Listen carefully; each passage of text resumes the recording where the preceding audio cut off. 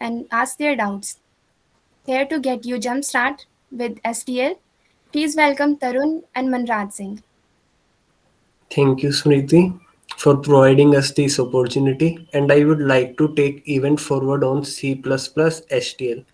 Before moving on to main content, let's make this session bit interactive. Anyone of you know what HTL is actually? What is its full form? Anyone? Anyone? Standard template library. Yeah, yes, you are right. And anything else you know about it, like in small definition and description or something? It provides a set of data structures that are already built into the system that we can use. Yes, absolutely right. Anyone else? Anyone else who know anything else from this statement? Looking great. Okay, now we'll move to next slide. So basically what STL is. STL stands for Standard Template Library. It is a collection of classes and algorithms that are designed to be effective and easy to use. It includes containers, iterators, algorithms, and function objects. HTL is an important part of C++ standard library and is widely used in C++ programs. Containers are like vectors, lists, and queues, whereas iterators have pointer to those container which contain elements. And algorithms examples are like sort, find, and transform. And function objects are also known as functors. Anyone of you know why we need HTL? What are the advantages of HTL? Anyone? Like why we need HTL? You can just unmute and answer. uh, code, resi- code reducibility and ease of access and use. Yes, it's right. Anyone else? Any other advantage? Okay, now we will move to its advantages.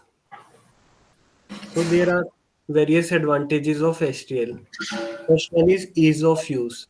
HTL provides a large number of ready to use components that can be easily incorporated in our code, which can save our time and effort. Basically code is pre built ready to use code होती है, हम उसे जिसकी वजह से हम अपना time and effort दोनों सेव करते हैं. Second point is efficiency. HTL is designed to be efficient both in terms of execution time as well as memory. सिर्फ ये एग्जीक्यूशन टाइम को नहीं, मेमोरी एफिशिएंट भी होती है. और बेसिकली ये हमारे हाईली ऑप्टिमाइज्ड टेक्निक्स होती है उनसे बनती है. Basically like memory pools and template होते हैं हमारे पास मेटा प्रोग्रामिंग रिलेटेड. और हमारे पास थर्ड एडवांटेज है पोर्टेबिलिटी. लाइक जितने भी सी प्लस प्लस के कंपाइलर है उनमें हमारे पास एचटीएल सपोर्ट होता है, तो हमें कुछ भी कभी भी वरी नहीं करना है, सीधा एचटीएल यूज करना है, पोर्टेबिलिटी इशू कभी नहीं आएगा. फोर्थ होता है हमारे पास टाइप सेफ्टी. तो टाइप सेफ्टी क्या होता है? जो हमारा एचटीएल है वो स्ट्रोंगली टाइप्ड है. इसका मतलब है ये कि जो मेमोरी टाइप एरर होती है उसे कंपाइल टाइम पे एरर हमें रिपोर्ट कर देता है instead of run time. And हमारे पास है एक्सटेंसिबिलिटी. जैसे अभी कनिष्क ने कहा कि हम कोड को एक्सटेंड कर सकते हैं, इजी टू यूज, भी सेम है. एंड वाइड एडॉप्शन इसलिए basically through out the world काफी ऑर्गेनाइजेशन और सब एचटीएल का यूज कर रहे हैं. तो अब ये थे हमारे पास एडवांटेजेस. तुम्हें किसी को आइडिया है कि एचटीएल के कंपोनेंट्स क्या होते हैं? मतलब अभी हमने डेफिनेशन में भी क्लियर करे थे, कुछ आइडिया है किसी को डिफरेंट कंपोनेंट्स ऑफ एचटीएल?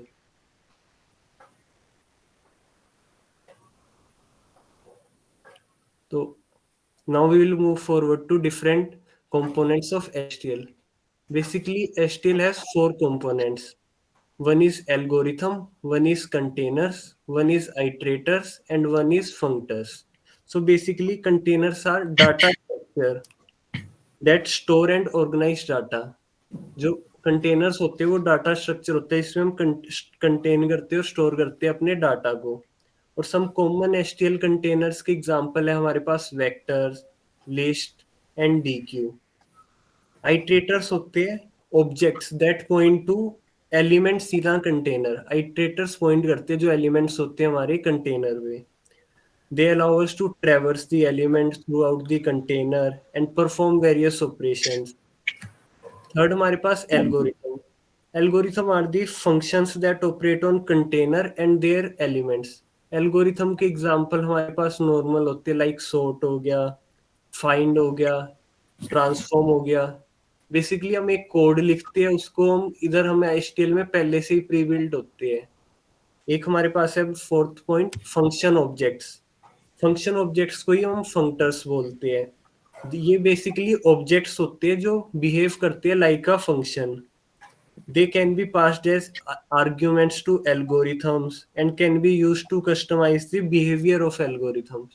मतलब होते ऑब्जेक्ट है पर फंक्शन की तरह बिहेव करते हैं, और हम आर्ग्यूमेंट्स की तरह एल्गोरिथम में इसे पास करते हैं। तो ये थी एक ब्रीफ डिस्क्रिप्शन। अब हम इनको डिटेल में करेंगे।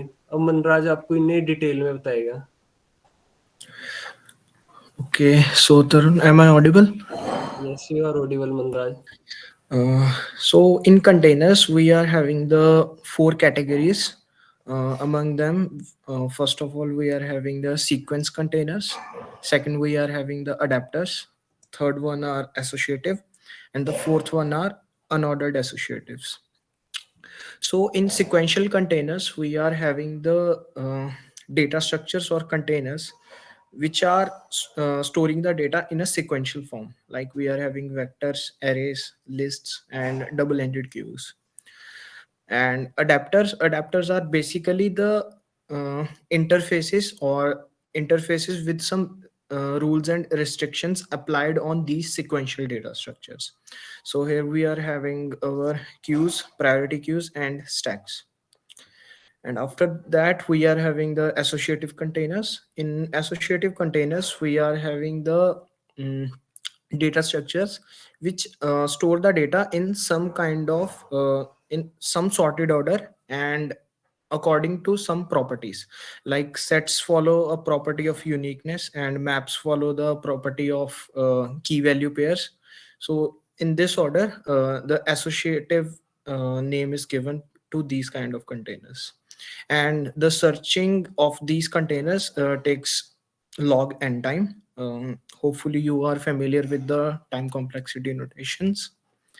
And after that, we are having the unordered associative containers. In unordered associative containers, we are having the unordered version of all the associative containers.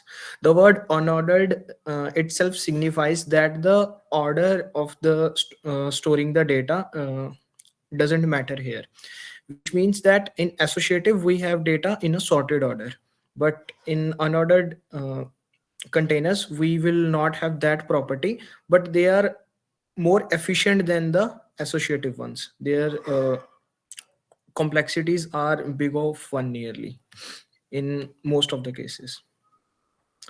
So we will see them in detail during the hands-on session. And here we can see we are having the examples of some of these containers. First of all, we are having the example of sequential container, which is list here. Here we are having a list which is containing 5 nodes. These boxes are called nodes, and these nodes are interlinked with some links. As we can see here, 3 is linked to 7 and 7 is linked to 5 and 5 is linked to 2 and 2 is linked to 6.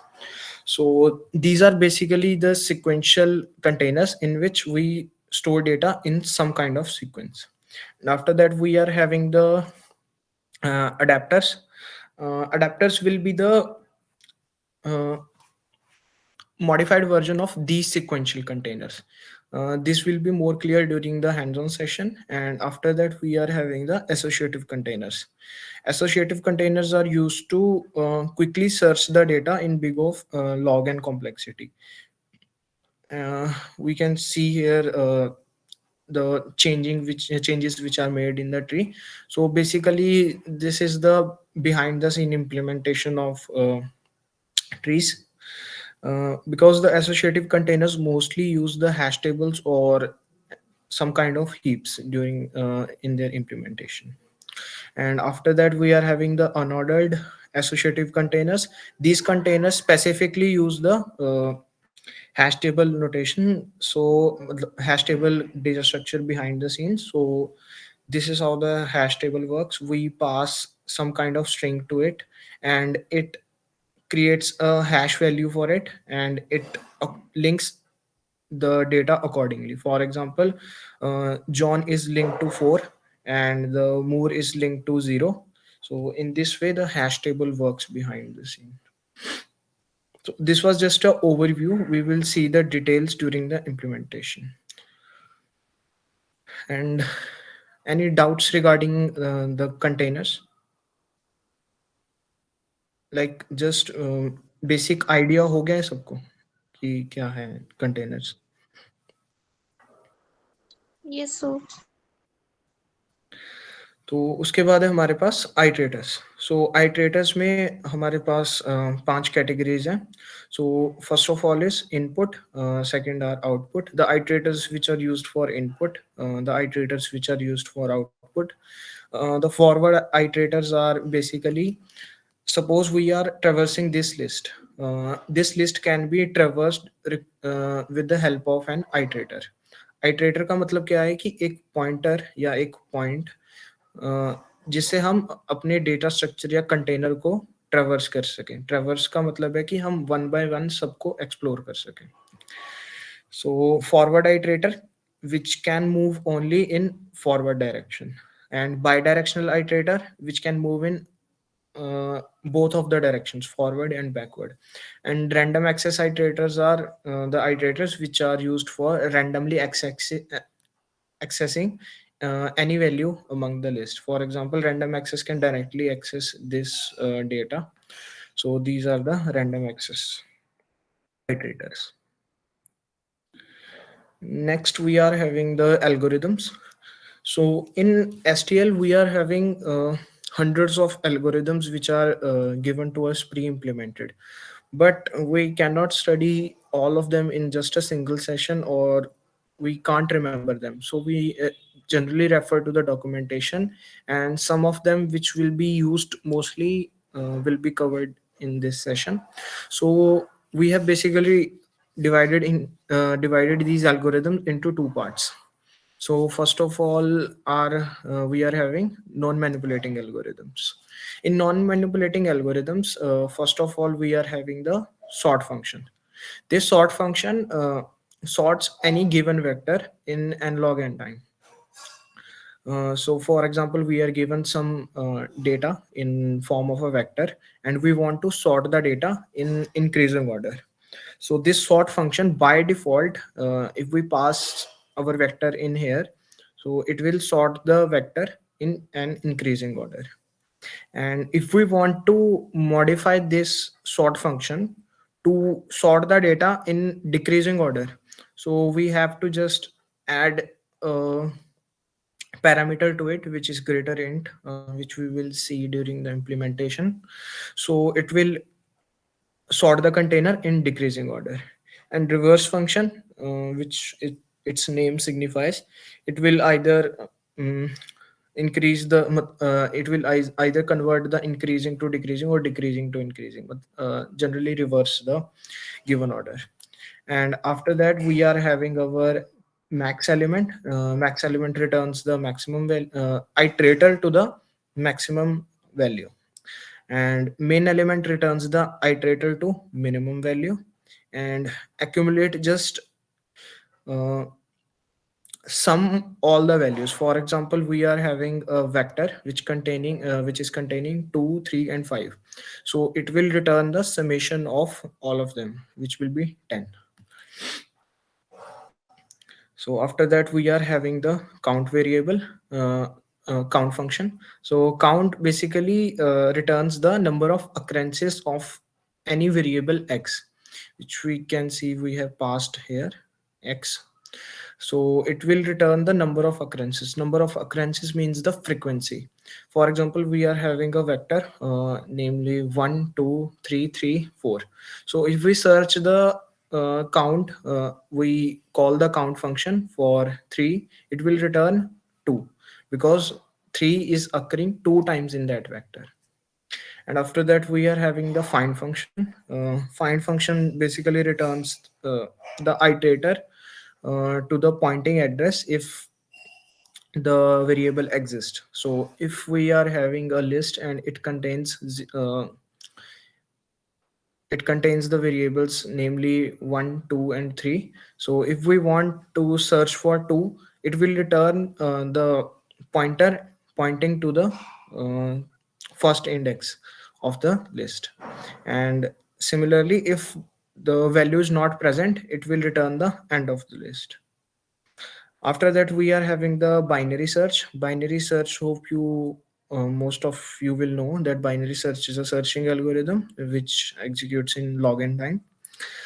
And after that, we are having two functions which are lower bound and upper bound. So basically lower bound करता क्या है कि इसमें हम एक integer पास कर देते हैं x और ये रिटर्न कर देता है कि उससे जो मतलब सबसे फर्स्ट छोटा नंबर होगा या उसके बराबर या उससे छोटा वो रिटर्न कर देगा। और अपर बाउंड का काम क्या है कि जो भी हम इसमें पास करेंगे x, ये x से ग्रेटर वैल्यू रिटर्न कर देगा, फर्स्ट ग्रेटर वैल्यू। एंड उसके बाद है हमारे पास कुछ मैनिपुलेटिंग एल्गोरिदम्स। मैनिपुलेटिंग का मतलब क्या है कि जो हमारा कंटेनर होगा या जो भी डेटा स्ट्रक्चर होगा, हम उसमें कुछ चेंजेस कर रहे हैं, उसके डेटा में कुछ चेंजेस कर रहे हैं, तो वो है हमारे पास इरेज। इरेज फंक्शन बेसिकली क्या करता है कि एलिमेंट्स को इरेज कर देता है और रीसाइज कर देता है वेक्टर को अकॉर्डिंगली। और उसके बाद हमारे पास दूसरा है कि इरेज का एक modified version, modified in the sense कि ओवरलोडेड कह सकते हैं हम इसे, कि सेम फंक्शन में हम कुछ अलग पैरामीटर्स पास करेंगे तो वो कुछ अलग टास्क परफॉर्म करेगा। तो ये इरेज कर देगा duplicate occurrences in a sorted vector in a single line. जैसे हम देख सकते हैं कि इसमें यूनिक हमने फंक्शन का यूज करा है। और उसके बाद है नेक्स्ट परम्यूटेशन और प्रीवियस परम्यूटेशन।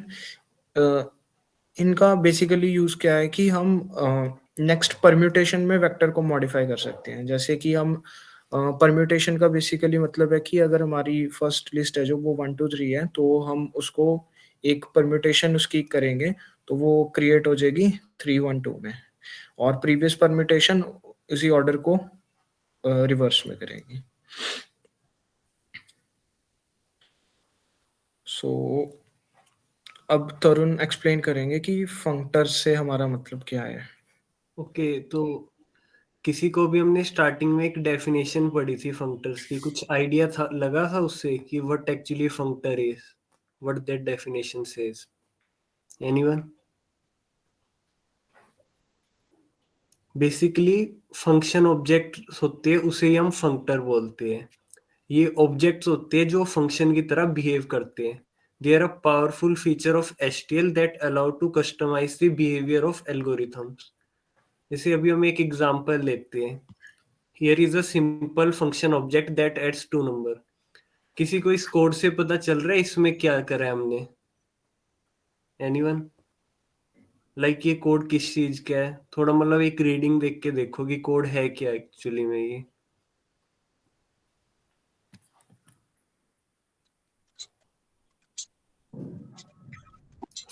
फंक्शन आते हैं यहाँ पर सभी को, मेजोरिटी को? जो नंबर्स इनपुट ले रहे हैं और उसको ऐड किया है। एक एक करके सारे, चलो। 2 नंबर्स लिए हैं, उनको ऐड कर रहे हैं, एक्स और वाई। ओके, तो ये पर फंक्शन से अलग कैसे है? इसके अंदर हम एक क्लास के अंदर बना के कर रहे हैं ये काम।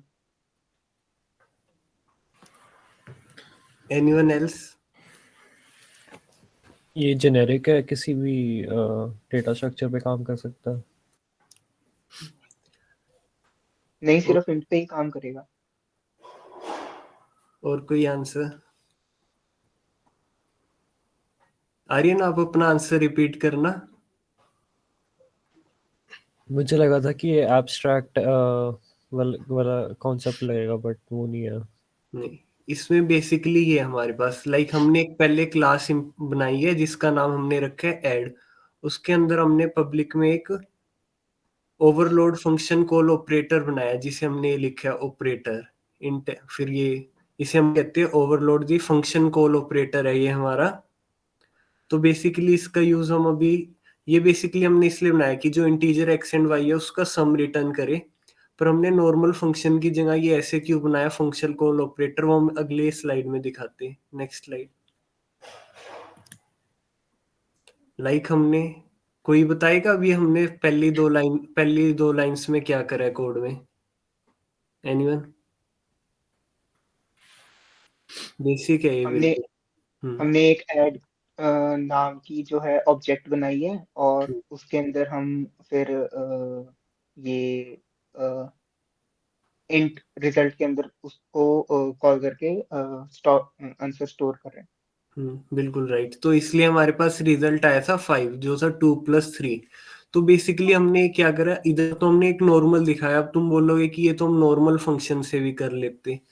तो अब हमने एक नीचे एग्जांपल दिया है कि हम जो हमने ऐड उधर फंक्शन ऑब्जेक्ट क्रिएट करा था उसे हम वेक्टर्स में भी कैसे अप्लाई कर रहे हैं स्टैंडर्ड ट्रांसफॉर्म में।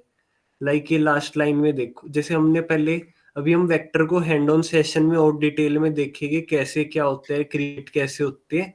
बेसिकली तुम बस ये देखो, हमारे पास एक वेक्टर v1 था जिसमें थे 1 2 एंड 3, एंड वेक्टर v2 में 4 5 एंड 6। सो हमारा फाइनल गोल था कि हमें इनका एडिशन चाहिए था, फर्स्ट एलिमेंट्स ऑफ वेक्टर 1 और वेक्टर 2 ऐड होना चाहिए। तो हमने स्टैंडर्ड ट्रांसफॉर्म में ये हम उधर हैंड ऑन सेशन में देखेंगे कि ये बिगिन एंड कैसे क्या होता है प्रॉपर। तो हमारे आउटपुट इससे भी हमारा क्या है, 1 एंड 4 ऐड हो गए 5, 2 and 5 7 and 3 and 6 9। So basically ये हमारे पास फंक्टर था। अब ये था हमारा बिल्कुल सिंपल एप्लीकेशन। अब हम इसकी एक डिटेल्ड एप्लीकेशन देखते हैं। Next slide. किसी को कोई डाउट इधर? अब एक बारी इस कोड को ट्राई करो, ये देखते हैं अगर ये थोड़ा कॉम्प्लेक्स उसमें है। जो बेसिकली जो हमने डेफिनेशन में कहा था कि हम पास करते हैं एज अ आर्ग्यूमेंट, वो इधर जस्टिफाई कर रहे हैं हम एग्जांपल में। आइडिया है किसी को इस कोड से रिलेटेड कि क्या हो रहा है इस कोड में एक्चुअली में?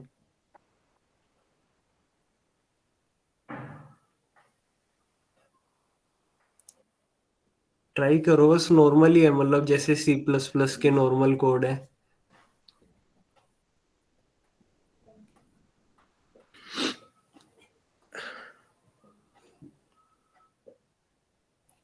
किसी को है आइडिया इसका कोड का रिलेटेड कुछ भी कि क्या हो रहा है इस कोड में, देखने से क्या लग रहा है?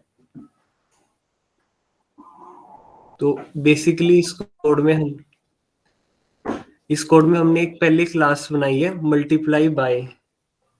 उसके बाद हमने मल्टीप्लाई बाय के लिए का कंस्ट्रक्टर वो करा है एक डिफाइन, जिसमें हमने एक प्राइवेट नीचे पब्लिक प्राइवेट, और इनमें डिफरेंस पता ही होगा। हम अभी ये एज्यूम कर रहे हैं कि C++ अगर करिए पब्लिक प्राइवेट एंड प्रोटेक्टेड। तो प्राइवेट हमने किए हमारे पास इंट फैक्टर अंडरस्कोर। सो हमने ऊपर इधर मल्टीपल बाय में एक कंस्ट्रक्टर क्रिएट करा है, एंड उसके बाद जो हमारे पास फंक्शन कॉल ऑपरेटर था हमने वो डिफाइन करा है। सो बेसिकली अब ये कोड में क्या हो रहा है, हमने जब सॉरी मल्टीपल बाय में हमने बाय 3 है, जो बाय 3 नाम से हमने एक उसका क्लास का ऑब्जेक्ट क्रिएट करा है, एंड उसमें जो हमने 3 वैल्यू लिखी है, ये वैल्यू हमने असाइन की है फैक्टर को। बेसिकली जो हमारे पास एक प्राइवेट वेरिएबल डिफाइन था, तो हमारा फैक्टर हुआ 3। एंड जो लास्ट लाइन में result equal to by 3 bracket में 4 है, वो 4 हम x को पास कर रहे हैं जो हमारा फंक्शन कॉल ऑपरेटर में हमने इनपुट दिया था। तो बेसिकली 3 इंटू, तो हमारे पास ये x इंटू फैक्टर है। तो अभी ये बताओ हमारे पास 3 इंटू 4 12 आया या 4 इंटू 3 आया? दो ही ऑप्शन है, 3 इंटू 4 12 आया हमारे पास या 4 इंटू 3, क्योंकि ये मैटर करेगा इधर। आइडिया किसी को कि x क्या था हमारा या फैक्टर क्या था? 4 into 3. या क्योंकि यस x हमारा 4 है एंड फैक्टर हमारा 3, 4 इंटू 3 12। तो ये हमारा मतलब बेसिक फंक्टर था। किसी को कोई डाउट है इसके रिलेटेड या query?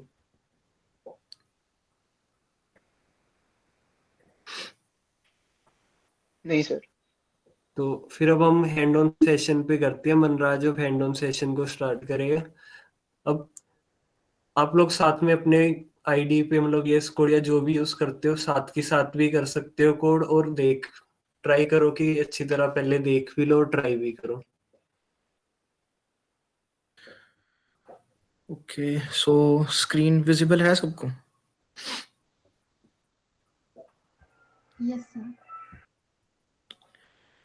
So first of all हम स्टार्ट करेंगे सिक्वेंशियल कंटेनर से। सिक्वेंशियल कंटेनर में भी हम सबसे पहले वेक्टर से स्टार्ट करते हैं। एरेज तो नॉर्मली सबको पता ही होंगे। कोई बताएगा सर। कि एरेज क्या होती है? ये सर एक सीक्वेंस होती है जिसमें सारे एलिमेंट्स जो हैं वो सेम डाटा टाइप के होते हैं, ठीक है। जैसे कि इंटीजर की होगी या फिर स्ट्रिंग्स कैरेक्टर की होगी। और एरेज की एक प्रॉपर्टी होती है, वो किसी को पता है कि एरे के साइज के रिलेटेड प्रॉपर्टी होती है? रन टाइम पे बदल नहीं सकते साइज। हाँ, तो एरे का जो साइज है वो हम इंक्रीज नहीं कर सकते। मतलब कि एरे है जो वो स्टैटिक एलोकेशन है मेमोरी की। क्योंकि अगर हमने साइज एक बार डिक्लेयर कर दिया एरे का कि मैंने 10 साइज की एरे डिक्लेयर कर दी, तो उसका साइज 10 ही रहेगा। हम उसको कोड में दोबारा मॉडिफाई नहीं कर पाएंगे रन टाइम पे। और वेक्टर्स हैं जो, वो वेक्टर्स एरे की इसी ड्रॉबैक को रिमूव करते हैं कि वेक्टर्स हैं जो वो हमारे डायनामिक साइज के होते हैं। इसका मतलब क्या है कि हम वेक्टर्स का साइज इंक्रीज या डिक्रीज कर सकते हैं अपनी नीड के अकॉर्डिंग। तो वेक्टर जो हमारे होते हैं वो सबसे पहले तो उन्हें यूज करने के लिए हमें लाइब्रेरी इंक्लूड करनी पड़ती है, हेडर फाइल। बेसिकली मेरे केस में मैंने बिट्स std++.h इंक्लूड कर रखे हैं। तो इसमें सारे एसटीएल के फंक्शंस यूज हो जाते हैं। बट अगर किसी को स्पेसिफिकली इंक्लूड करना है ओनली वेक्टर, तो वो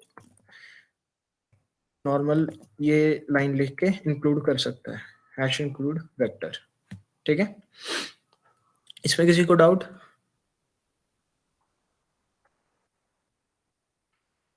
नो सर। तो वेक्टर्स की सबसे पहले होगी हमारी इनिशियलाइजेशन। कोई भी हम डेटा स्ट्रक्चर या एरे भी क्रिएट करते हैं तो सबसे पहले उसकी इनिशियलाइजेशन आएगी। तो इनिशियलाइजेशन के लिए हम सबसे पहले यूज करेंगे कि हम कौन सी टाइप का कंटेनर यूज कर रहे हैं। तो हम वेक्टर्स यूज कर रहे हैं तो हम लिखेंगे वेक्टर, और उसके बाद इन मार्क्स में आएगा हमारा डेटा टाइप। ग्रेटर देन और लेस देन के एरोस के बीच में हमारा आएगा डेटा टाइप, जिस भी डेटा टाइप का हम क्रिएट करना चाहते हैं, इंटीजर, कैरेक्टर, कोई भी जो हमारी रिक्वायरमेंट के अकॉर्डिंग डेटा स्ट्रक्चर है। तो डेटा टाइप, उसके बाद हमारा आएगा नेम, जो भी हम उस वेक्टर का नेम रखना चाहते हैं। ठीक है, और फिर उसके बाद हमारे पास इनिशियलाइजेशन के 3 मेथड्स हैं, बेसिक है। और भी काफी वेज हैं जिससे हम इनिशियलाइज कर सकते हैं, बट फर्स्ट वे हमारा है कि हम नॉर्मली इसको बस ऐसे डिक्लेयर कर दें। तो ये जो हमारा वेक्टर होगा ये एक 0 साइज का वेक्टर क्रिएट हो जाएगा।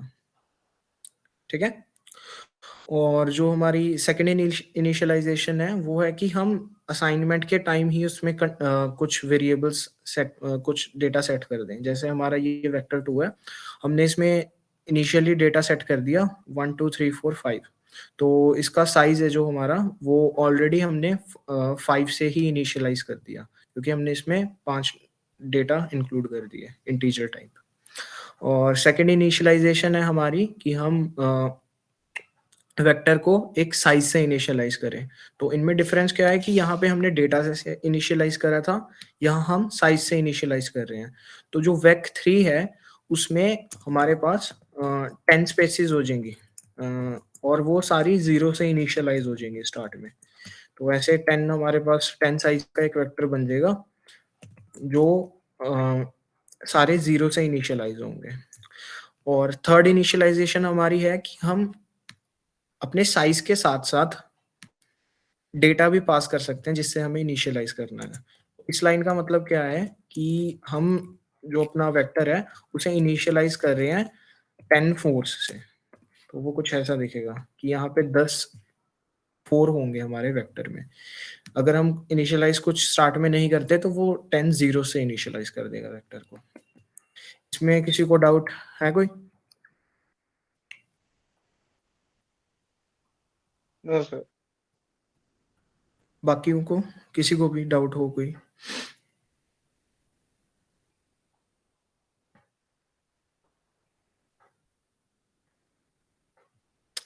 ठीक है, तो नेक्स्ट जो हमारा वेक्टर है वो हमें कुछ प्री डिफाइंड फंक्शंस प्रोवाइड करता है जिसे हम एक्सेस कर सकते हैं अपनी ऑब्जेक्ट को यूज करके।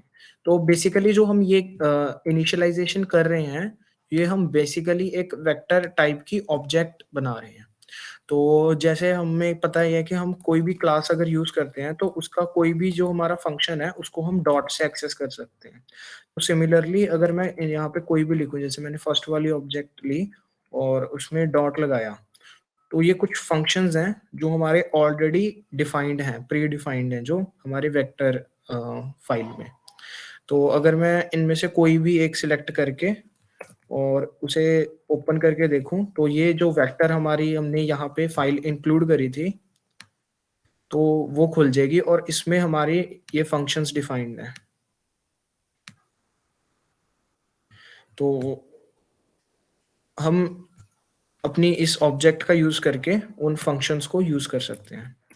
तो सबसे पहले तो हम कोई भी डेटा स्ट्रक्चर जब यूज करेंगे या कोई भी कंटेनर यूज करेंगे तो सबसे पहले हमें उसे प्रिंट करने का कोई फंक्शन डिफाइन करना पड़ेगा, क्योंकि जब तक हम अपने कंटेनर को विजुअलाइज नहीं कर पाएंगे तब तक हमारे पास प्रूफ नहीं होगा कि हमने जो ऑपरेशन परफॉर्म करा है वो असली में एग्जीक्यूट हुआ है या नहीं। तो उसके लिए हम खुद से प्रिंट फंक्शन डिफाइन कर रहे हैं। तो जैसे हमने यहाँ पे 4 तरह के प्रिंट फंक्शन डिफाइन करे हैं और ये उनकी हमारी इम्प्लीमेंटेशन हमने करी है। तो फर्स्ट ऑफ ऑल हमने एक सिंपल पैरामीटर पास करा है फंक्शन में, वेक्टर इंट वी। तो ये क्या करेगा, जो भी हम यहाँ से एक ऑब्जेक्ट इसमें पास करेंगे जैसे वेक1 वेक2 वेक3 वेक4, इनमें से कोई भी हम एक वेक्टर अगर इस फंक्शन में पास करेंगे तो ये क्या करेगा, इस फंक्शन में उनको कॉपी कर देगा, नॉर्मल कॉपी करेगा और उस कॉपी करने के बाद हम उस वेक्टर को प्रिंट कर दे रहे हैं। ये डॉट साइज जो ऑपरेटर है मैं इसको बाद में समझाता हूँ।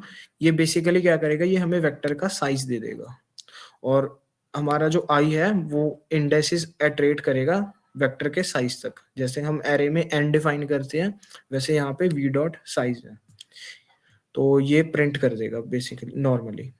और जो सेकंड हमारी इम्प्लीमेंटेशन है इसमें हम क्या कर रहे हैं, इसमें हम जो हमारी ऑब्जेक्ट है जब हम उसे वेक्टर में पास करेंगे तो वो कॉपी होने की बजाय हम उसका एड्रेस पास कर रहे हैं। तो n%v का मतलब क्या है कि हमने उसकी एक रेफरेंस पास कर दी।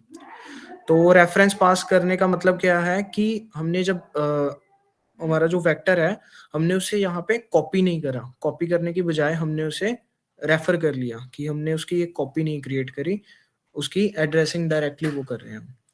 तो हमने यहाँ पे भी जो फॉर लूप की इम्प्लीमेंटेशन है वो बिल्कुल सेम है, बट फर्क क्या है कि यहाँ पे अगर कॉपी होगा तो big of n time extra लगेगा, यहाँ पे हम डायरेक्टली रेफरेंस पास कर रहे हैं तो बिग ऑफ 1 टाइम है। इसमें डाउट किसी को कि इन दोनों फंक्शंस में फर्क क्या है? मुझे एक डाउट था यहाँ पे, ये जो हम आई से रेफर कर रहे हैं, हम वैल्यू फॉर लूप के अंदर आई से हम वैल्यू रेफर कर रहे हैं, तो यहाँ पे इस आई को हम एज अ इटरेटर बोलेंगे या फिर सिंपल ये एक वेरिएबल है? ये सिंपल एक वेरिएबल है। आइटरेटर का मतलब कुछ और होता है बट ये यहाँ पे सिंपली हम रेफर कर रहे हैं। फॉर एग्जांपल अगर हमारा वेरिएबल है, हमारा वेक्टर है जो उसमें वैल्यू स्टोर्ड है 1 2 3 4 5 तक और उनके जो इंडेक्सेस होंगे वो होंगे 0 1 2 3 4। तो आई से हम बेसिकली इंडेक्सेस को रेफर कर रहे हैं कि आई स्टार्ट में 0 होगा तो वो प्रिंट कर देगा 1, फिर आई इंक्रीज होकर 1 होएगा तो वो प्रिंट कर देगा 2, फिर आई इंक्रीज होगा 3 और वो वैल्यू देखेगा और प्रिंट कर देगा 3 को, और फिर वो इंक्रीज होएगा 3 तक, फिर वो चेक करेगा 3 इंडेक्स पे वैल्यू क्या है 4, तो वो 4 को प्रिंट कर देगा, फिर वो इंक्रीज होगा 4 तक और वो वैल्यू चेक करेगा 5 और उसे प्रिंट कर देगा। इस वेक्टर का हमारा जो साइज है वो कितना है? 5। 5। 5। तो हमारा जो ये वेक्टर v डॉट साइज है ये इस 5 को रिटर्न करता है कि जो जितना हमारे वेक्टर का साइज है वो रिटर्न करता है। तो अगर हम इस केस को देखें तो यहाँ पे v डॉट साइज की वैल्यू है जो वो 5 आ जाएगी, ठीक है। तो लूप है जो वो 0 to 4 तक चलेगी और ये वेक्टर को प्रिंट कर देगी। तो ये आइटरेटर नहीं है, ये एक नॉर्मल वेरिएबल ही है, ठीक है। ठीक है सर। और किसी को डाउट?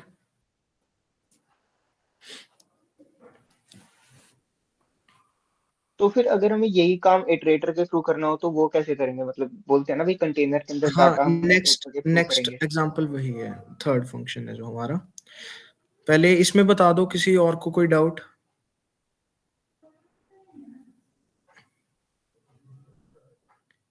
प्लीज थोड़ा इंटरेक्ट करो क्योंकि सेशन तभी बेनिफिशियल होगा अगर सारे अपने डाउट्स भी लेंगे और अगर समझ आ गया तो फीडबैक भी देंगे।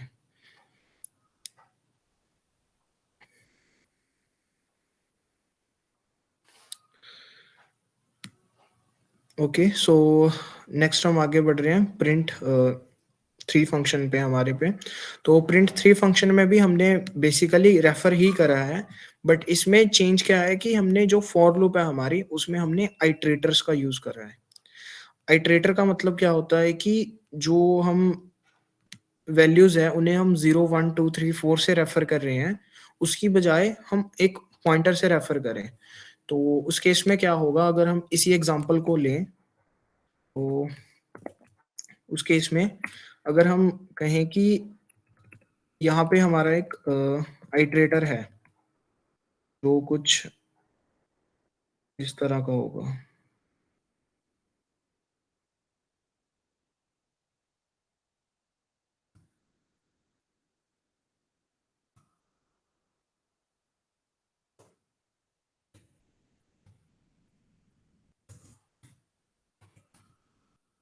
तो ये पॉइंट कर रहा है स्टार्टिंग में, इनिशियली वो पॉइंट करेगा हमारे 1 को, और उसके बाद वो करेगा आगे बढ़ के 2 को, फिर वो पॉइंटर पॉइंट करेगा 3 को, फिर वो पॉइंट करेगा 4 को, और फिर वो पॉइंट करेगा 5 को। तो पॉइंटर है जो वो इंडेक्सेस की बजाय वो डायरेक्टली वैल्यूज पे पॉइंट करना स्टार्ट कर देगा। जैसे स्टार्ट में जब हम जो v डॉट बिगिन है वो हमें एक पॉइंटर रिटर्न करता है जो वेक्टर के स्टार्ट को पॉइंट कर रहा है। जैसे हमारा ये एग्जांपल है तो वो इस केस में 1 को पॉइंट करेगा, और फिर जब हम उसे प्लस प्लस कर रहे हैं तो वो सेकंड को पॉइंट करेगा, और फिर जब दोबारा प्लस प्लस करेंगे तो वो थर्ड को पॉइंट करेगा, जब और इंक्रीमेंट करेंगे तो 4 को करेगा, और फिर 5 को करेगा, और जब 5 तक हो जाएगा फिर वो आगे बढ़ेगा तो वो रीच कर जाएगा एंड ऑफ वेक्टर को। तो हम वो कंडीशन चेक कर रहे हैं कि अगर v डॉट एंड मतलब कि जो हमारा i है, जो हमारा आइटरेटर है, वो एंड ऑफ द वेक्टर पे पहुंच गया तो हमें लूप को टर्मिनेट कर देना है। तो वो इस कंडीशन में होगा जब वो 5 को आइटरेट करके आगे चला जाएगा तब वो v डॉट एंड पे पहुंच जाएगा। तो ये हम बेसिकली यही कर रहे हैं कि i है जो वो हमारा आइटरेटर है, और हम उसे स्टार्ट कर रहे हैं v डॉट बिगिन से। हम उसे तब तक इंक्रीमेंट कर रहे हैं जब तक हमारा आइटरेटर है जो वो वेक्टर एंड तक नहीं पहुंचता। और ये सी आउट है जो हमारा, सी आउट में हम स्टार आई इसलिए लिख रहे हैं क्योंकि जो हमारा पॉइंटर है वो हमारा सिर्फ एक पॉइंटर वेरिएबल है जिसकी जो हमारी डेटा टाइप है वो ये होगी वेक्टर इंट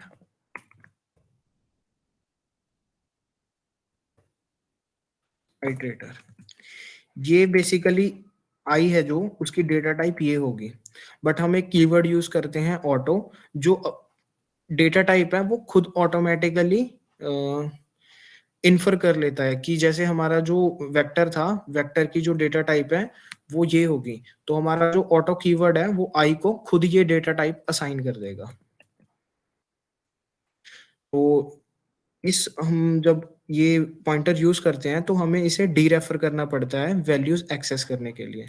तो बेसिकली क्या होगा कि जब हमारा आई है वो वी डॉट बिगिन होगा, तो हम जब बिगिन को डीरेफर करेंगे तो पॉइंटर है जो वो पॉइंट कर रहा है 1 पे, तो जब हम डीरेफर करेंगे तो वो रिटर्न कर देगा 1, और फिर जब हम अगली वैल्यू पे डीरेफर करेंगे तो वो रिटर्न कर देगा 2, फिर इंक्रीमेंट करके डीरेफर करेंगे तो वो पॉइंट कर देगा 3 पे, और फिर डीरेफर करके पॉइंट करेंगे तो वो पॉइंट करेगा, मतलब रिटर्न करेगा 4 को।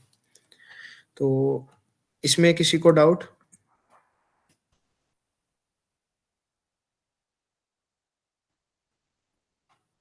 No sir. और इसी का जो हमारा एक शॉर्टर वर्जन है वो ये है कि हम ये पूरा लिखने की बजाय डायरेक्टली फॉर लूप ऐसे लिख सकते हैं। तो इस केस में क्या होगा कि हम इक्वल टू और इस सिंटेक्स की बजाय ये एक आसान सिंटेक्स यूज करते हैं, जिसमें हम क्या करते हैं कि ऑटो अपना वेरिएबल का नाम लिख देते हैं आई, और कोलन के थ्रू हम उसे कंटेनर बता देते हैं कि हमें इस कंटेनर को आइटरेट करना है। अगर वो कंटेनर है जो वो आइटरेबल हुआ तो ये क्या करेगा कि आई है जो वो बिल्कुल इस प्रोसेस के सिमिलर वेक्टर को आइटरेट करना स्टार्ट करेगा, और जब हमारा वेक्टर का एंड आ जाएगा वो खुद ब खुद इस लूप को टर्मिनेट कर देगा। तो इस फंक्शन का एक शॉर्टर वर्जन ये है हमारे पास, जिसमें हम लूप को ज्यादा कॉम्प्लेक्स नहीं बनाते, उसके कंपैरेटिवली हम सिर्फ एक अलग सिंटेक्स को यूज करके अपनी जो अपना कंटेनर या वेक्टर है उसे प्रिंट कर सकते हैं। तो इसमें किसी को डाउट?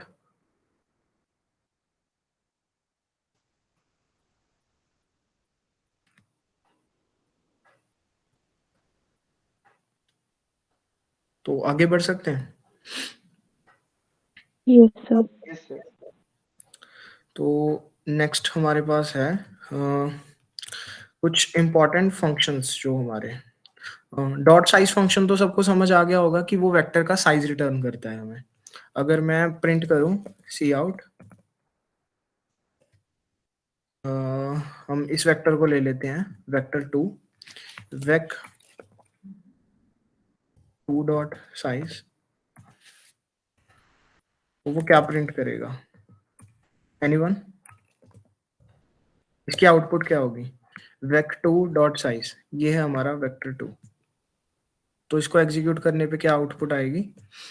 5। तो जब हम इसे एग्जीक्यूट करेंगे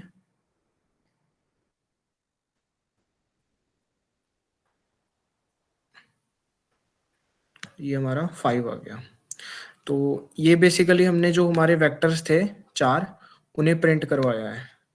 तो जो फर्स्ट वेक्टर था वो तो 0 था, तो यहाँ पे कुछ प्रिंट नहीं हुआ। जो हमारा सेकंड वेक्टर था उसमें हमने स्टोर कराया था 1 2 3 4 5, तो ये वो प्रिंट हो गया। और हमारा जो थर्ड वेक्टर था वो मैंने बताया था कि हम डायरेक्टली साइज से इनिशियलाइज करेंगे तो वो सारी वैल्यूज को 0 सेट कर देगा। तो ये हमारे 10 जीरोस का वेक्टर इनिशियलाइज हो गया। और अगर हम उसमें एक वैल्यू पास कर देंगे, जैसे हमने 10 साइज का वेक्टर बनाया और इनिशियलाइज करा 4 से, तो उसने 4 से इनिशियलाइज कर दिया सारी वैल्यूज को। और ये जो 5 है ये हमने अभी प्रिंट कराया था। ठीक है, ये बेसिकली साइजेस हैं जो हमने सर वो यहाँ पे सेम टाइप की ही वैल्यू को प्रिंट करेगा। हाँ, जैसे हमने यहाँ पे लिखा था ना कि 4 हमें, डाल दिया अगर, हाँ हमने 4 डाल दिया तो वो सारी वैल्यूज हैं जो हमारी उन्हें इनिशियलाइज कर देगा 4 से। ये हमारा यूज होएगा उन केसेस में जैसे हम कुछ एल्गोरिदम्स लिखते हैं तो उनमें हमें कुछ इनिशियल वैल्यू से इनिशियलाइज करना पड़ता है हमारी पूरी एरे को या वेक्टर को, टू डिटेक्ट कि कुछ वैल्यूज हैं जो वो चेंजेस नहीं होती, तो उनके बेसिस पे हमारी एल्गोरिदम की आउटपुट डिपेंड करती है। तो उन केसेस में ये काफी बेनिफिशियल रहता है कि हमें फॉर लूप लगाने के बजाय हम पहले से ही उसे एक सिंगल वर्ड से इनिशियलाइज कर देते हैं सारी एरे को। ठीक है। Yes sir, yes. तो ये हमारा प्रिंटिंग का भी हो गया, और ये जो बेसिकली हैं ये साइजेस हैं, ये जो सी आउट स्टेटमेंट्स हमने लिखी थी ये इन्होंने ये प्रिंट करी है, क्योंकि वेक्टर जो हमारा फर्स्ट वेक्टर था इसमें हमने कुछ नहीं डाला तो इसने 0 प्रिंट किया, क्योंकि इसका साइज 0 है। सेकंड का साइज 5 था तो 5, और थर्ड और फोर्थ वेक्टर का साइज 10 था तो वो 10 प्रिंट हो गया। तो अब हमारा है अगला इंपॉर्टेंट फंक्शंस हैं जो इसके, क्योंकि हम देख सकते हैं कि अगर हम ऑब्जेक्ट में देखें तो बहुत सारे फंक्शंस हैं, बट सारे फंक्शंस इन जनरल मतलब प्रोग्रामिंग में हम यूज नहीं करते, चाहे वो क्वेश्चन सॉल्विंग हो चाहे नॉर्मल जब हम कोई भी प्रोजेक्ट बनाते हैं। तो हम कुछ इंपॉर्टेंट फंक्शंस को ही देखेंगे जो हम डे टू डे यूज करते हैं। तो फर्स्ट है उनमें से रीसाइज। तो अगर मैं अपने वेक्टर को, जो हमारी फर्स्ट ऑब्जेक्ट है जिसका साइज 0 था, मैं उसको यूज करूंगा, उसको अगर मैं रीसाइज करूं, जैसे मैंने ये फंक्शन लिखा, ये रीसाइज फंक्शन है जो वो एक इनपुट लेता है न्यू साइज, ठीक है, जिसमें हम इनिशियलाइज करेंगे कि न्यू साइज क्या होना चाहिए। अगर मैं यहाँ पे लिख दूं 100, तो ये क्या करेगा, ये जो हमारा वेक्टर था 0 साइज का, इसका साइज 100 कर देगा। अगर हम इसे चेक करना चाहते हैं कि इसने साइज इंक्रीज करा है या नहीं, तो हम क्या करेंगे, सी आउट वेक डॉट साइज।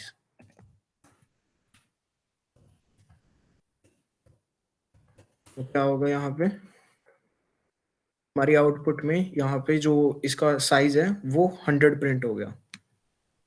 दिख रहा है सभी को? Yes sir.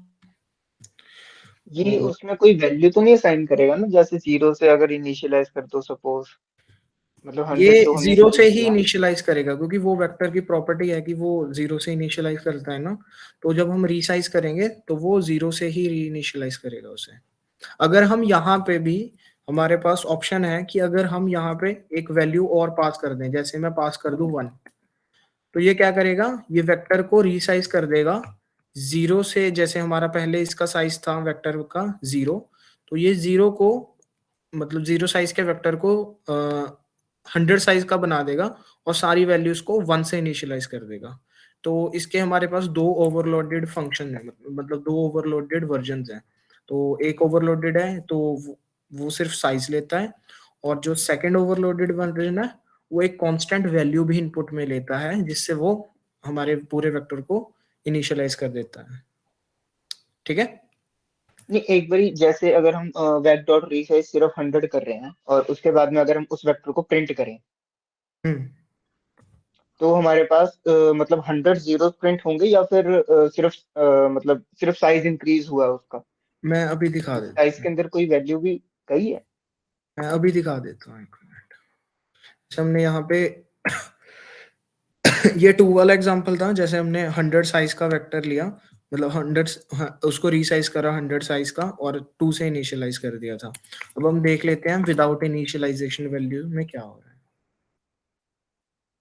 ये देखो, विदाउट इनिशियलाइजेशन में वो 0 से ही इनिशियलाइज करेगा, तो ये वेक्टर की प्रॉपर्टी है कि वो 0 से ही इनिशियलाइज करता है हमेशा। ठीक है, यस, बाय डिफॉल्ट। तो अगर हम इसको अब कमेंट आउट कर दें और हम अपने नेक्स्ट फंक्शन पे जा रहे हैं, नेक्स्ट फंक्शन है जो हमारा वो है, इसको यूज ही कर लेते हैं, साइज कम कर देंगे। नेक्स्ट जो हमारा फंक्शन है वो है डॉट एम्प्टी। अगर मैं इसको कमेंट आउट कर दूं, और जो हमारा ये एम्प्टी फंक्शन है, ये हमारी आउटपुट है जो इसकी, वो बूलियन होगी। मतलब बूलियन का मतलब है कि या तो ट्रू होगी या फॉल्स होगी, मतलब 0 या 1। तो ये हमें रिटर्न करेगा कि वेक्टर एम्प्टी है या नहीं। अगर मैं फर्स्ट ही अपना वेक्टर लूं और उसमें डॉट एम्प्टी का यूज करूं, जैसे ये है हमारा, तो हमने कहीं भी वेक्टर 1 को अब मॉडिफाई नहीं करा, मैंने ये लाइंस कमेंट आउट कर दी, और वेक्टर 1 यहाँ से 0 साइज का इनिशियलाइज हुआ, और मैं ये प्रिंट करूं, अगर मतलब इसको एग्जीक्यूट करूं, तो ये यहाँ पे ट्रू प्रिंट करेगा, क्योंकि हमारा जो वेक्टर है वो एम्प्टी है, तो इसने 1 प्रिंट कर दिया। इसका मतलब है कि वेक्टर हमारा एम्प्टी है। तो ये बेसिकली हम जनरली यूज करते हैं वाइल लूप्स में, क्योंकि कई बार हमें ऐसे केसेस आएंगे जहाँ पे हमें वेक्टर जब तक खाली नहीं होगा तब तक हमें अपनी लूप को आइटरेट कराना पड़ेगा।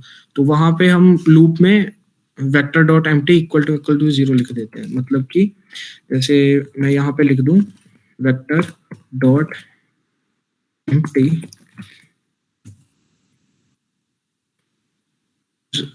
Not equal to 1 print hello. तो ये क्या करेगा, जब तक हमारा वेक्टर है जो वो एम्प्टी नहीं होता, मतलब कि उसकी आउटपुट है जो वो एम्प्टी नहीं आती, तब तक ये हेलो प्रिंट करता जाएगा। तो ऐसे केसेस में हम इसको यूज करते हैं कि इसकी आउटपुट जो है वो यूटिलाइज बहुत सारे केसेस में होती है। ये मोस्ट यूज्ड हमारे फंक्शंस हैं जो उनमें आता है। अगर हम किसी और वेक्टर का देखें, जैसे वेक्टर 3 है, ये एम्प्टी तो नहीं है क्योंकि इसमें वैल्यूज हैं 10 और वो सारी 0 से इनिशियलाइज्ड है। अगर मैं इसको रन करूंगा तो इसकी आउटपुट में 0 आएगा क्योंकि ये एम्प्टी नहीं है। तो इसकी आउटपुट फॉल्स आई हमारे पास कि ये एम्प्टी नहीं है। ठीक है, इसमें किसी को डाउट? No sir. अब नेक्स्ट जो हमारा फंक्शन है वो है एट। तो एट हम यूज करते हैं वैल्यू को एक्सेस करने के लिए। फॉर एग्जांपल अगर मैं ये केस लूं, वेक्टर 2 वाला केस लूं, वेक्टर 2 डॉट एट, और यहाँ पे मैं कोई भी पोजीशन पास कर दूं, पोजीशन इन द सेंस कि अगर मैं 0 पास करूं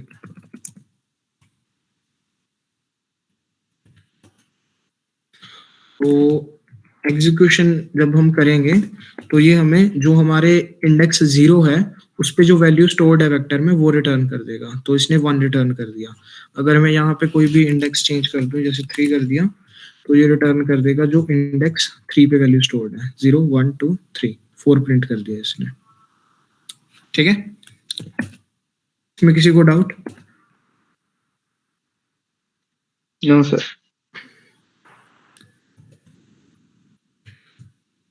और नेक्स्ट जो हमारा फंक्शन है वो है फ्रंट।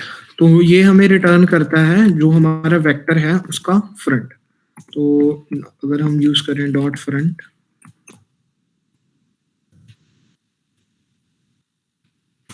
तो आउटपुट में क्या आएगा कि जो हमारा वेक्टर 2 है उसका जो फर्स्ट एलिमेंट है ये वो रिटर्न करेगा।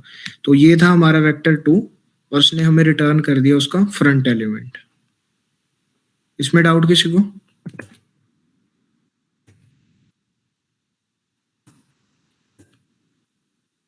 और जो नेक्स्ट हमारा फंक्शन है वो है हमारा बैक। तो बैक का काम भी सिमिलर ही है कि वो जो हमारा आखिरी एलिमेंट होगा, जैसे इस वेक्टर में हमारा आखिरी एलिमेंट है 5, तो ये वो रिटर्न कर देगा हमें। जैसे ये हमारी आउटपुट अभी आएगी, तो इसमें इसने रिटर्न कर दिया 5। तो ये था हमारा बैक फंक्शन। और अब जो दो हमारे फंक्शन है ये मोस्ट इंपॉर्टेंट है, पुश बैक और पुश पॉप बैक।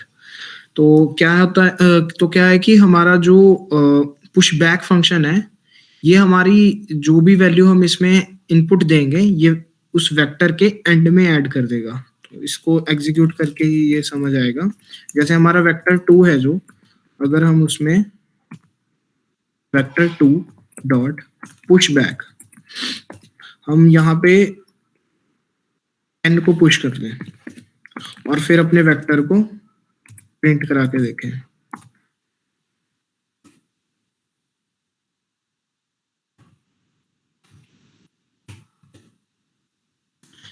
तो क्या होगा कि ये हमारा जो वेक्टर है उसके एंड में 10 ऐड कर देगा। जैसे ये हमारा वेक्टर था इनिशियली हमारे पास आया था 1 2 3 4 5, और अब इसने पुश बैक फंक्शन ने क्या करा कि हमारे वेक्टर के एंड में 10 ऐड कर दिया।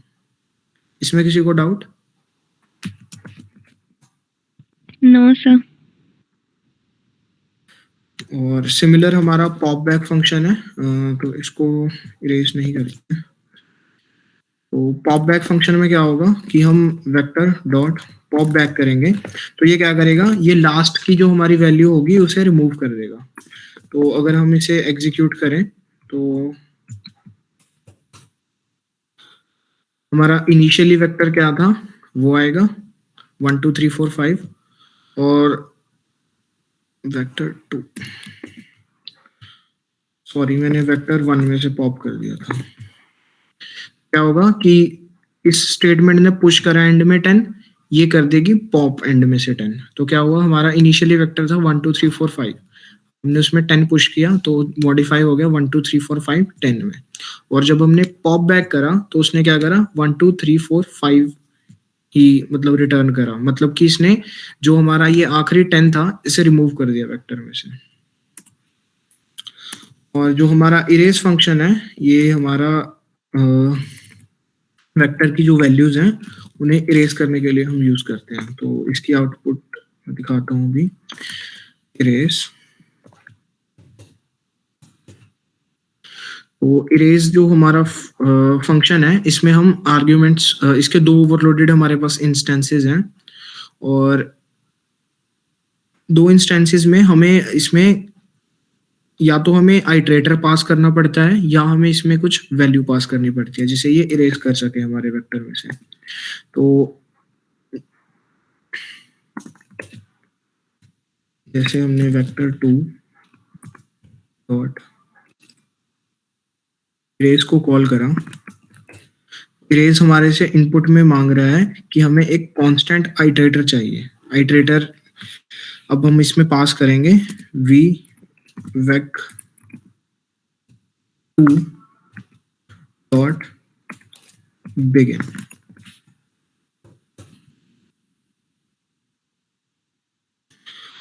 अब इसको एग्जीक्यूट करने के बाद अगर हम प्रिंट करें अपने वेक्टर को तो क्या होगा, वेक 2 डॉट बिगिन किसको पॉइंट करेगा, कोई बताएगा?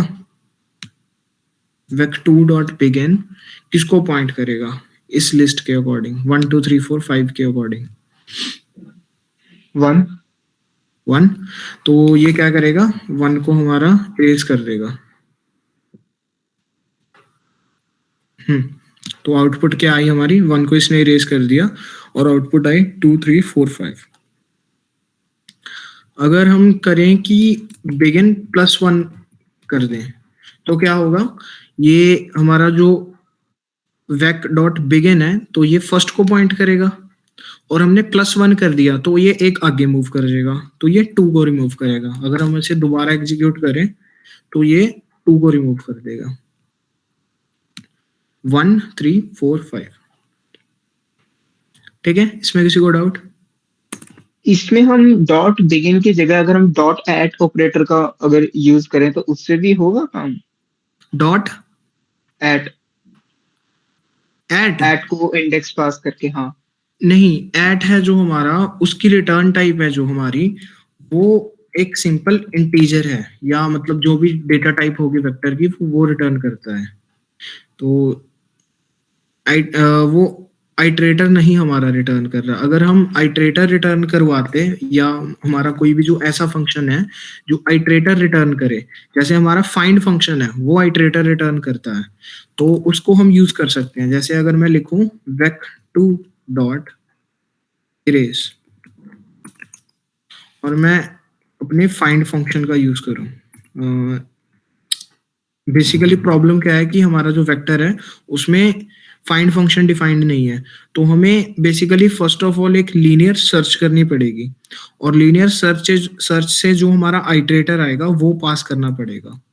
तो बेसिकली मैं आइटरेटर्स का वही एग्जांपल दे रहा था कि अगर मैं +1 +2 करूंगा तो वो आइटरेटर हम आगे पीछे मूव करा के डिलीट कर सकते हैं, जैसे हमने यहाँ पे 2 को डिलीट कर दिया था।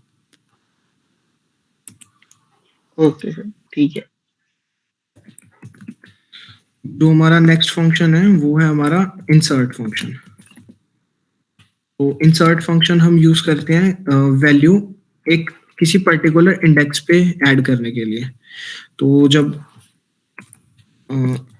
जो हमारा ये फंक्शन है, ये दो हमारी वैल्यूज हैं वो इनपुट में लेता है कि फर्स्ट ऑफ ऑल है कि एक आइटरेटर जहाँ पे हमें वैल्यू ऐड करनी है, और एक हमारी लिस्ट जो हमें वैल्यूज अगर मल्टीपल वैल्यूज ऐड करनी है। सेकंड इसका ओवरलोडेड इंस्टेंस है कि हमें एक आइटरेटर पास करना है और एक सिंगल वैल्यू पास करनी है कि जहाँ पे हमें ऐड करना है। और जो हमारा थर्ड इसका ओवरलोडेड इंस्टेंस है उसमें हमें दोबारा से यही सिंपल ही है कि आइटरेटर पास करा और हमने एक वैल्यू पास कर दी या वैल्यू की रेफरेंस पास कर दी। और थर्ड है हमारा कि हमने आइटरेटर पास करा और यहाँ पे एक काउंट पास करा कि कितनी बार करनी है, अगर हमें सिंगल वैल्यू ही इंसर्ट करनी है उसका काउंट पास करा और हमने वैल्यू है जो वो पास करी।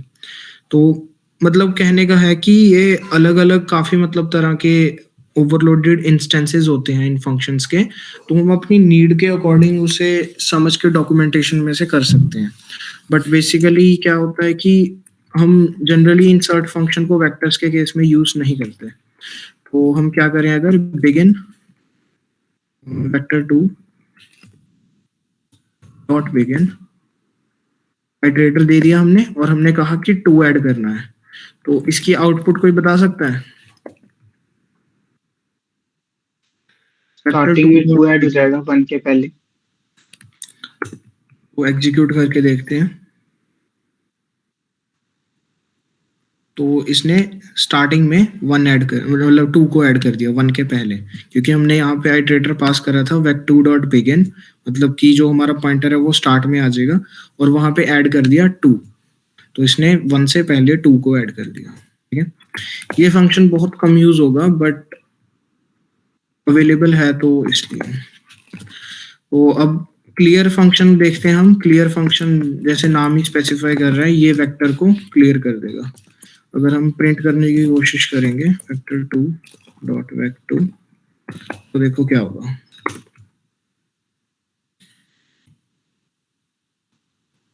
यहाँ पे कुछ प्रिंट नहीं हुआ।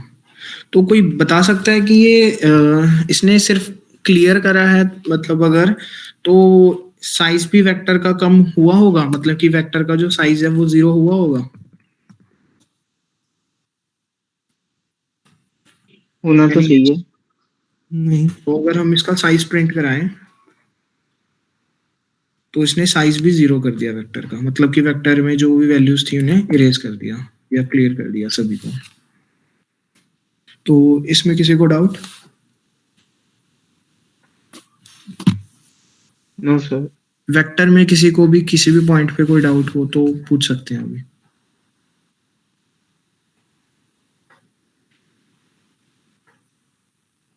किसी को भी कोई डाउट?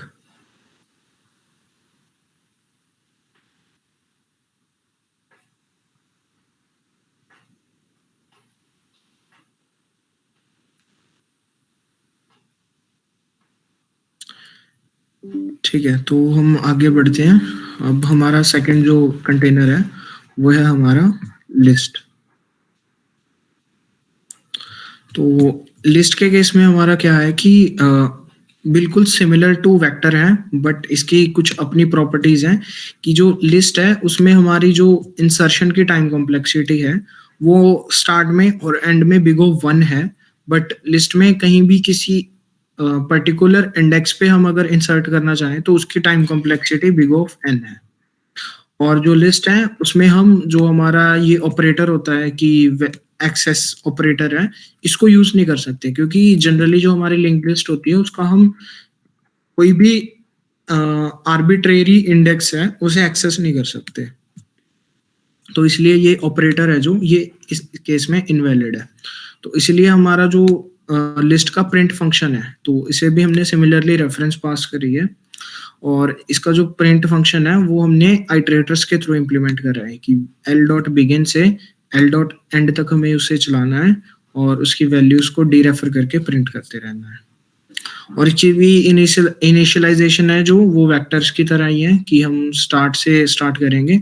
सबसे पहले तो 1 मतलब हमने वैल्यूज पास कर दी, सेकंड है कि हमने उसका साइज 0 रखा, और थर्ड है कि हमने 10 से इनिशियलाइज करा। तो अगर हम इसे एग्जीक्यूट करें तो हमारे पास फर्स्ट वेक्टर है जो उसमें प्रिंट हो जाएगी 1 2 3 4 5, सेकंड है जो वो हमारा एम्प्टी है, और थर्ड है जो वो 10 वैल्यूज हैं ये भी 0 से इनिशियलाइज कर रहा है। अगर यहाँ पे हम कोई वैल्यू स्पेसिफाई कर देंगे तो ये उस वैल्यू से इनिशियलाइज कर देगा। बिल्कुल सिमिलर टू द वेक्टर है, बट इसकी अपनी जो प्रॉपर्टी है वो है कि हम कोई भी एब्स्ट्रैक्ट इंडेक्स है उसे एक्सेस नहीं कर सकते। तो इसका भी जो हमारा फर्स्ट फंक्शन है वो है डॉट फ्रंट। तो अगर मैं ये लिस्ट कंसिडर करूं L1 डॉट फ्रंट, तो ये बेसिकली प्रिंट कर देगी जो हमारी लिस्ट का फ्रंट होगा। तो इस लिस्ट का फ्रंट है जो हमारा वन वाली लिस्ट का, तो वो है 1। इस लिस्ट का 1 प्रिंट कर दिया। और जो सेकंड फंक्शन है हमारा वो है L1 डॉट बैक। तो ये बेसिकली प्रिंट कर देगा हमारी लिस्ट का जो बैक है। तो अगर हम इसे एग्जीक्यूट करेंगे तो ये प्रिंट कर देगा 5, जो हमारी लिस्ट का लास्ट एलिमेंट है। और थर्ड है हमारा पुश फ्रंट। तो जैसे मैंने कहा था कि जो हमारा वेक्टर था उसमें हम आगे से अगर वैल्यू हमें ऐड करनी चाहिए तो हमें आइटरेटर पास करना पड़ रहा था, बट जो हमारी लिस्ट होती है उसमें हम फ्रंट में और बैक में बिग ऑफ 1 टाइम में, मतलब कांस्टेंट टाइम में वैल्यूज ऐड कर सकते हैं। तो ये फंक्शन उसके लिए यूज होगा। जैसे मैंने L1 डॉट पुश फ्रंट करा, मतलब कि मैंने फ्रंट में एक और नोड ऐड कर दिया लिस्ट के। जैसे मैं अगर 10 कर दूं तो ये क्या करेगा, जो हमारी लिस्ट है उसके स्टार्ट में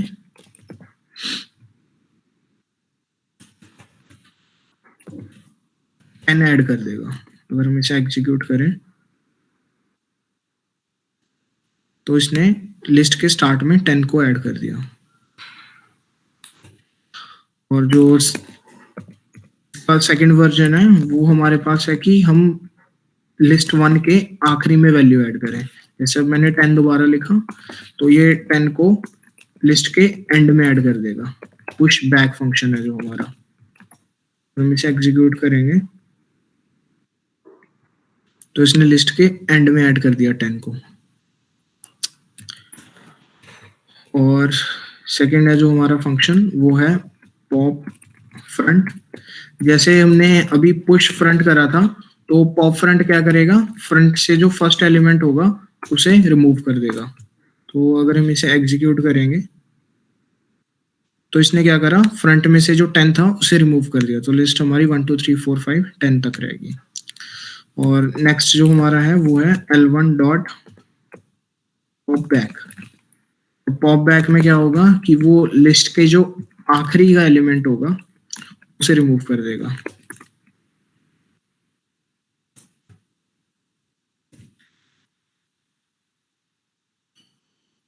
तो इसने जो लास्ट वाला 10 था उसे भी रिमूव कर दिया यहाँ पे। और सिमिलरली जैसे हमने वेक्टर्स में देखा था तो इसमें भी एम्प्टी फंक्शन है। तो अगर हम एक इफ कंडीशन लगाएं, इफ L1 डॉट एम्प्टी, अगर हमारी लिस्ट 1 है जो वो एम्प्टी है तो प्रिंट करना है C out list is empty, else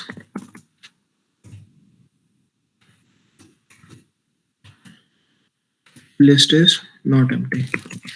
तो इसे एग्जीक्यूट करेंगे तो ये हमें बेसिकली बता देगा कि लिस्ट एम्प्टी है या नहीं हमारी।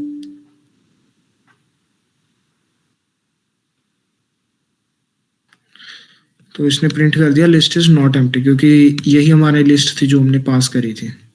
अगर हम L2 पास करेंगे तो L2 है जो हमारा, उसमें हमने पास कर रखा है कि जो हमारा साइज है वो 0 है। तो इसने प्रिंट कर दिया लिस्ट इज एम्प्टी। तो ये था हमारा एम्प्टी ऑपरेटर। और अगर नेक्स्ट है जो हमारा वो है हमारा इंसर्ट। तो इंसर्ट बिल्कुल उसी की तरह जो हमारा वेक्टर का आइटरेटर था उसी की तरह, मतलब कि हमें एक आइटरेटर पास करना है और एक हमें कांस्टेंट वैल्यू पास करनी है। तो अगर मैं इसमें पास कर दूं L1 डॉट बिगिन और +1 कर दूं और उसमें वैल्यू ऐड कर दूं 100, कोई बताएगा कि ये कहाँ पे वैल्यू ऐड होगी। और जो हमारी लिस्ट है वो कैसे दिखेगी?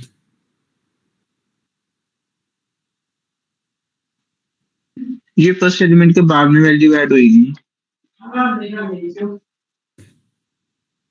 हेलो,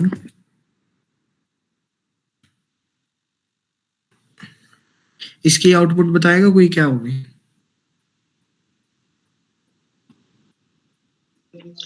ये फर्स्ट एलिमेंट के बाद में वैल्यू ऐड होगी 100, जो कि भी अगर 1 2 3 4 वाली है तो 102।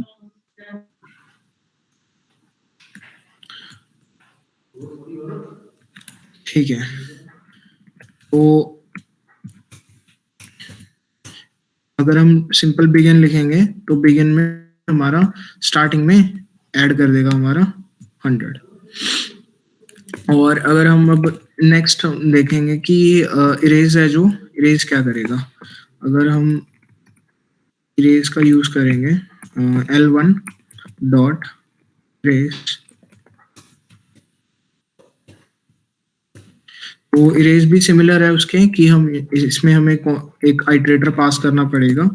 जो हमने L1 डॉट बिगिन पास कर दिया तो ये क्या करेगा, जो स्टार्टिंग की वैल्यू है उसे डिलीट कर देगा। जैसे अगर हम एग्जीक्यूट करेंगे तो ये जो स्टार्ट में 100 ऐड कर रहा था इसने उसको रिमूव कर दिया। और उसके बाद है डॉट सॉर्ट फंक्शन, ये क्या करेगा, जो ये हमारी लिस्ट है उसको सॉर्ट कर देगा। तो क्या होगा कि जो हमारी लिस्ट है वो एक सॉर्टेड ऑर्डर में प्रिंट हो जाएगी। अगर हम L1 में सॉर्ट फंक्शन लगा रहे हैं तो ये लिस्ट ऑलरेडी सॉर्टेड थी, बट अगर हम इसका ऑर्डर चेंज कर देंगे, जैसे हमने यहाँ पे 4 और 3 को इंटरचेंज कर दिया, तो क्या होगा कि अब हम आउटपुट देखें अगर,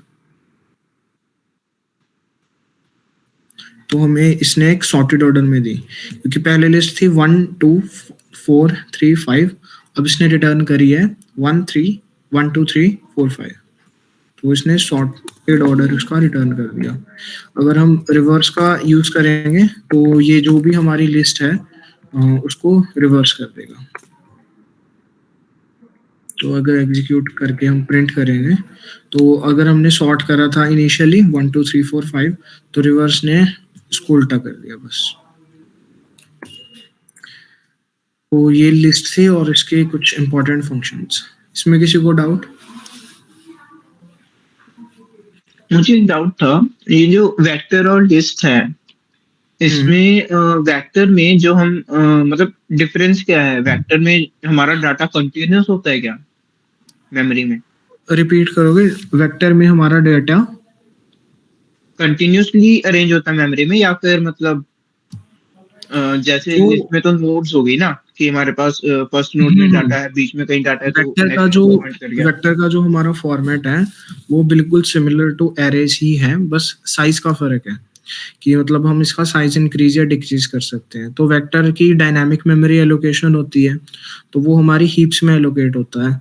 तो जब भी हमें अगर हम वेक्टर की बिहाइंड द सीन इम्प्लीमेंटेशन देखें तो वेक्टर का जो इंसर्शन टाइम है वो हम कहते हैं कि बिग O 1 है, तो वो बिग O 1 नहीं होता, वो एवरेज टाइम 1 होता है। क्योंकि जब भी हम वेक्टर का साइज इंक्रीज करते हैं तो बेसिकली क्या होता है कि वेक्टर है जो वो डबल ऑफ द साइज मतलब एलोकेट कर देता है। जैसे कि हमने स्टार्ट में 2 एलिमेंट से इनिशियलाइज करा, तो अगर हम उसका साइज इंक्रीज कर रहे हैं 3 तक, तो वो 3 तक इंक्रीज नहीं होता, तो वो वेक्टर जो हमारा है उसकी बिहाइंड द सीन इम्प्लीमेंटेशन में वो 4 साइज का कर लेगा। तो 4 साइज का कर लेगा तो एमोर्टाइज्ड जो कॉस्ट है वो कम हो जाएगी। इसका एक और अच्छा एग्जांपल है कि अगर हमारा वेक्टर था जो उसका साइज 4 था और हमने उसको पूरा भर लिया, अब हम एक और एलिमेंट ऐड कर रहे हैं बट वेक्टर का साइज हमारा 4 है, तो हमारा साइज इंक्रीज होगा। तो साइज इंक्रीज होगा तो हमें क्या लग रहा है कि उसका साइज 5 हो गया, बट उसका साइज है जो वो 8 हो जाएगा। मतलब जो हमारा पहले का साइज था उसका डबल, 4 का अगर साइज था इनिशियली तो वो 8 हो जाएगा। और जो हमारा 5th था एलिमेंट जो हम ऐड कर रहे हैं वो उसमें असाइन हो गया। तो अब क्या होगा, जो आगे की कॉस्ट है वो तो सारी बिग O 1 रही, 5 से लेके आगे 8 तक की, मतलब 5 की भी 1 रही, 6 की भी, 7 की भी, 8 की भी, ठीक है। बट हमने एक बार में ही एलोकेट करी तो वो एमर्टाइज्ड कॉस्ट है, जो मतलब कि जो एवरेज कॉस्ट है वो हमारी कम हो जाएगी। तो इसका अगर हम एग्जांपल देखें तो इस तरह से विजुअलाइज कर सकते हैं कि फॉर एग्जांपल मैंने एक वेक्टर बनाया था 4 साइज का, तो उसका साइज था 1 2, उसके उसके एलिमेंट्स थे ये 1 2 3 4 और इसका साइज था 4। अगर मैं इसमें एक और एलिमेंट है जो वो 5 ऐड करना चाहता हूँ, तो क्या होगा, ये जो वेक्टर है ये अपना साइज इंक्रीज करेगा।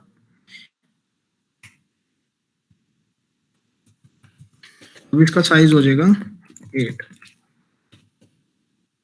तो ये क्या करेगा, जो हमने फिफ्थ को 5 को एंटर करने के लिए कहा था, तो ये इसको यहाँ पे प्लेस कर देगा। तो अब इस 5 को इंसर्ट करने की कॉस्ट क्या हुई, इस 5 को इंसर्ट करने की कॉस्ट हुई big O of n। But अगर मैं 5 से आगे 6 ऐड करना चाहूँ, 7 ऐड करना चाहूँ या 8 ऐड करना वो चाहूँ, बिग ऑफ 1 होगी। उनकी कॉम्प्लेक्सिटी होगी हमारी बिग ऑफ 1। तो क्या हुआ, जो हमारी इन स्टेप्स की एमर्टाइज्ड कॉस्ट थी, क्योंकि ये जो बिग ऑफ 1 कॉस्ट है अगर मैं इसको इनमें डिस्ट्रीब्यूट कर दूं एक एक, तो वो एमर्टाइज्ड कॉस्ट कहते हैं उसे, तो वो बिग ऑफ 1 हो गई। तो इसीलिए हम कहते हैं कि जो हमारा वेक्टर है वो कांस्टेंट टाइम में मतलब इंसर्शन हो रही है उसमें। तो ये जो यहाँ पे हमारा साइज इंक्रीज हो रहा है, तो एरे में तो सपोज अगर हमें एरे में ऐड करना होता है तो पहले वो सारा डाटा कॉपी करो, फिर मतलब साइज इंक्रीज होता है। इस केस में क्या वो सारा डाटा फिर से कॉपी करके वैसे बिहाइंड कॉपी ही हो रहा है वो, इसीलिए तो 5 को एलिमेंट को ऐड करने की कॉस्ट बिग ऑफ n हुई, क्योंकि n था जो वो ये था, तो इसकी बिग ऑफ n इसीलिए हुई क्योंकि ये कॉपी करना पड़ा, तो ये कॉस्ट थी n। 5 को ऐड करने की कॉस्ट तो अभी भी बिग ऑफ 1 थी, तो अल्टीमेटली अगर इसकी कॉस्ट देखें तो वो कुछ इस तरह दिखेगी कि 5 को ऐड करने की कॉस्ट 1 थी और उसको जो कॉपी करा उसकी कॉस्ट ये थी। ओके, ठीक है। और किसी को डाउट इसमें?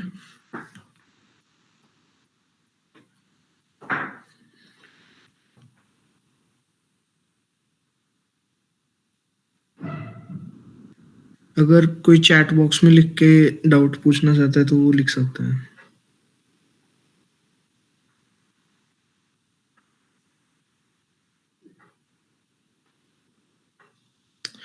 ओके, सो आगे बढ़ते हैं डी क्यूज पे।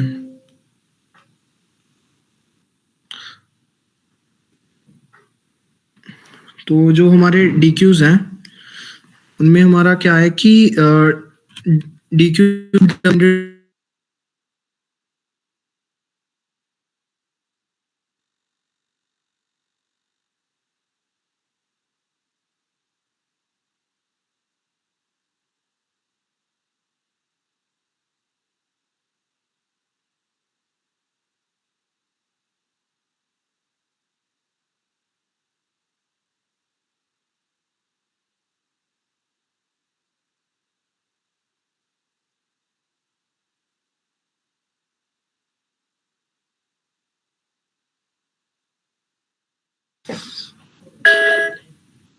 Hello, there is a network connection error, so 2 minute के लिए वेट करते हैं। मनराज के एंड पे कोई नेटवर्क का इशू है अभी। इतने अगर किसी को कोई डाउट या है तो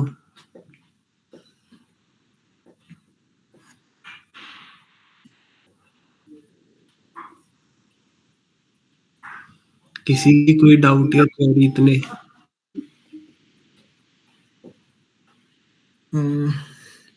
अगर किसी को डाउट नहीं है तो आगे बढ़े।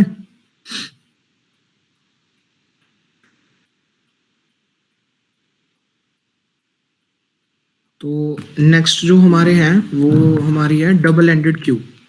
तो क्यू डेटा स्ट्रक्चर में क्या होता है कि अगर हम इसे विजुअली देखें तो क्यू में क्या होता है कि जो हमारे एलिमेंट्स हैं वो हम स्टार्ट और एंड दोनों से एंटर कर सकते हैं। तो क्यू हमारी कुछ इस तरह दिखेगी कि हम डबल एंडेड क्यू है जो हमारी, उसमें हम जो एलिमेंट्स हैं वो स्टार्ट में से भी एंटर कर सकते हैं और एंड में से भी। फॉर एग्जांपल अगर मैं 2 एंटर करूं स्टार्ट में, तो स्टार्ट से एंटर कर दिया मैंने, और अगर मैं 3 को पीछे से एंटर करूं तो हमने 3 को पीछे से एंटर कर दिया। और सिमिलरली पॉप आउट भी करना है तो वो आगे से भी कर सकते हैं और पीछे से भी कर सकते हैं। तो डबल एंडेड क्यू का मतलब है कि हम दोनों एंड से इनपुट और आउटपुट परफॉर्म कर सकते हैं। और इसकी भी बिल्कुल सिमिलर प्रॉपर्टीज हैं कि जो हम आइटरेट करते हैं वो हम नॉर्मली इंडेक्स से भी कर सकते हैं, क्योंकि बिहाइंड द सीन जो इसकी इम्प्लीमेंटेशन है उसमें वेक्टर एरे यही चीज़ें यूज हैं। और जो रेफरेंस से हम प्रिंट करते हैं डॉट बिगिन और डॉट एंड को यूज करके, वो भी पॉसिबल है।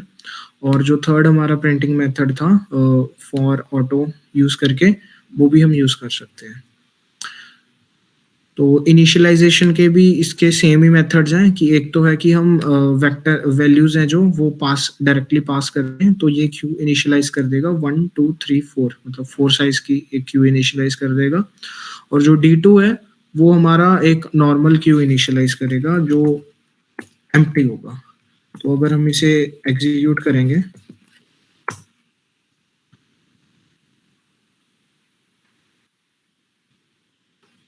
तो ये नॉर्मल प्रिंट कर देगा 1 2 3 4, और जो सेकंड क्यू थी वो कुछ प्रिंट नहीं करेगी क्योंकि उसका साइज है 0। तो जो फर्स्ट फंक्शन है इसका वो है इंसर्ट। अगर हम D1 डॉट इंसर्ट करें तो इसमें भी हमें एक आइटरेटर पास करना है और एक कांस्टेंट वैल्यू पास करनी है। तो अगर मैं पास करूँ इसमें D1 डॉट बिगिन, और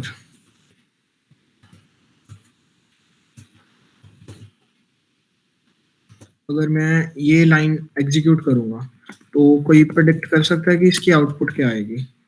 ये मैंने एक ओवरलोडेड मेथड यूज करा है और इसके पैरामीटर्स हैं कि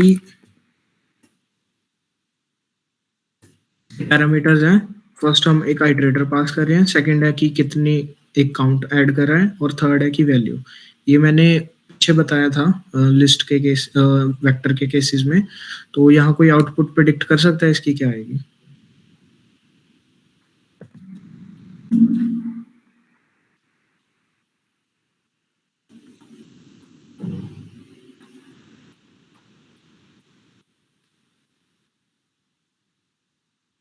तो इसने क्या करा कि 10 2 थे जो वो बिगिन +1, मतलब कि जो हमारा 1 था उसके आगे ऐड कर दिया, और उसके बाद हमने इसे प्रिंट कर दिया। तो काउंट का मतलब क्या था कि हम जितनी भी बार उसे ऐड करना चाहें तो हम वहां ऐड कर सकते हैं। और सेकेंड है जो हमारा वो है पुश फ्रंट फंक्शन। जैसे हमने देखा था कि हम स्टार्ट से भी, मतलब जो क्यू है हमारी उसके स्टार्ट में से वैल्यू पुश कर सकते हैं, तो ये वो है। तो अगर हम इसकी आउटपुट प्रिंट करें और हम पुश कर रहे हैं स्टार्टिंग में 10, तो ये क्या करेगा, लिस्ट के स्टार्ट में 10 को पुश कर देगा। और जो नेक्स्ट हमारा फंक्शन है वो है D1 डॉट पुश बैक।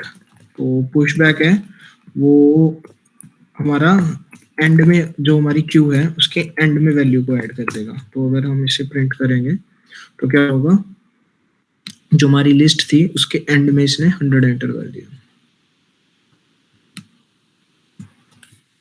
और जो सेकंड नेक्स्ट फंक्शन है हमारा वो है हमारा पॉप। तो पॉप भी हमारे दो तरह के हैं कि एक फ्रंट से पॉप करने के लिए, एक बैक से पॉप करने के लिए। जैसे हमने इस डायग्राम में देखा था कि हम स्टार्ट में से भी पॉप कर सकते हैं, एंड में से भी पॉप कर सकते हैं, बट इन बिटवीन से नहीं कर सकते। तो क्या होगा कि अगर हम करें D1 डॉट पॉप फ्रंट, तो ये क्या करेगा, जो हमारा फ्रंट है उसमें से वैल्यू रिमूव कर देगा। मतलब कि ये जो 10 था हमारा लिस्ट के स्टार्ट में उसको इरेज कर देगा। और अभी नेक्स्ट जो हमारा फंक्शन है वो है हमारा पॉप बैक। तो हम क्या करेंगे, लिस्ट के जो एंड था हमारा उसमें से वैल्यूज को पॉप कर देंगे। तो क्या होगा कि हमारे जो लास्ट में वैल्यू थी 100, इसने उसे पॉप कर दिया। और इसके हमारे जो दो फंक्शंस हैं वो हैं इंपॉर्टेंट फंक्शंस हैं, ये पॉप और बैक। तो इस केस में क्या होगा कि ये हमें रिटर्न करेगा, हमारी जो भी डेटा टाइप होगी हमारी क्यू की वो रिटर्न करेगा, और जो फ्रंट है वो हमें रिटर्न करेगा कि हमारी क्यू का फ्रंट करंटली क्या है। तो अगर हम इसे प्रिंट करेंगे तो ये हमें क्यू का जो हमारी क्यू का फ्रंट है, जैसे इस केस में 1 है, वो रिटर्न कर देगा 1। और जो नेक्स्ट है केस हमारा, उसमें हम प्रिंट करें अगर d1 डॉट बैक और उसे प्रिंट करें, तो ये हमारे जो हमारी क्यू है उसका एंड प्रिंट कर देगा। मतलब कि इस केस में 4 था तो इसने 4 प्रिंट कर दिया। अब जो नेक्स्ट है हमारा वो है क्लियर। तो अगर हम क्लियर फंक्शन को यूज करेंगे तो ये हमारी जो क्यू थी उसको क्लियर कर देगा, मतलब कि डिलीट कर देगा। ये जैसे हमने पिछले केसेस में देखा था, तो इसका वर्किंग वही है। और जो ये डॉट साइज है, डॉट साइज को हम यूज करते हैं हमारी क्यू का साइज चेक करने के लिए। जैसे अगर मैं d1 डॉट साइज करूंगा अभी, तो ये क्यू का साइज प्रिंट करके दे देगा हमें। जैसे केस में अभी ये रिटर्न कर देगा कि हमारे क्यू का क्या साइज है। तो इस क्यू का इसने साइज रिटर्न करा 40। और ये एट ऑपरेटर है, ये हमारा चेक करने के लिए यूज करते हैं हम कि किस इंडेक्स पे कौन सी वैल्यू स्टोर्ड है। अगर मैं एट 3 कर दूं और इसे प्रिंट कराऊं तो क्या होगा कि ये हमें रिटर्न कर देगा कि थर्ड इंडेक्स पे क्या वैल्यू स्टोर्ड है। जिसने प्रिंट कर दिया थर्ड इंडेक्स पे 0 1 2 3, तो ये रिटर्न कर दिया इसने। जो डबल एंडेड क्यूज हैं या कोई भी क्यूज हैं वो जनरली यूज होती है हमारी स्लाइडिंग विंडो प्रॉब्लम्स में। कोई भी स्लाइडिंग विंडो प्रॉब्लम होती है उसमें हम मेजरली 3 फंक्शंस का यूज करते हैं, empty, push front, push back, push pop front और पॉप बैक। ये 5 फंक्शंस का यूज जनरली उन क्वेश्चंस में होता है। तो इसमें किसी को कोई डाउट?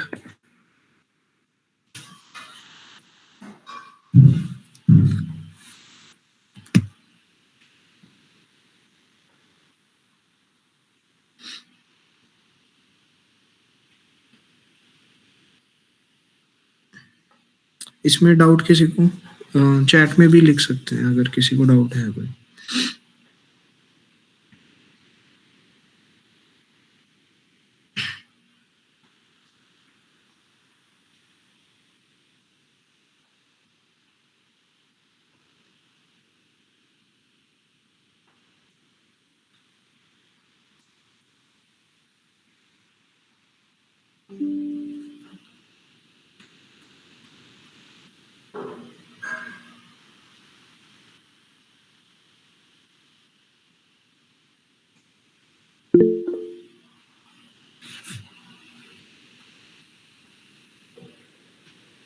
Okay, so